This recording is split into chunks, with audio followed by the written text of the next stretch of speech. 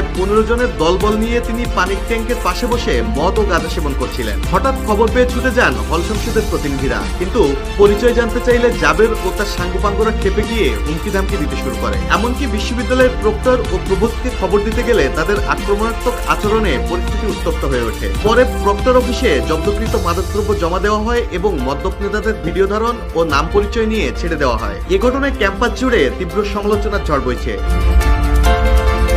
উল্লেখ্য, কয়েকদিন আগেই আলোচিত ইসলামী বক্তা আমির হামজা তার এক বক্তব্যে দাবি করেছিলেন জাহাঙ্গীরনগর বিশ্ববিদ্যালয়ের হলে সকালে শিক্ষার্থীরা মদ দিয়ে গুলি করে। তার এই মন্তব্যের দেশ জুড়ে সমালোচনার ঝড় ওঠে।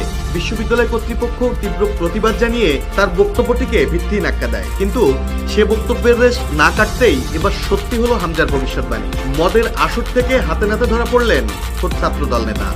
নেটিজেনরা বলছেন আমির হামজার আলোচিত সেই বক্তব্যের সঙ্গে এবারের ঘটনাই যেন বাস্তবের মিল খুঁজে দিল।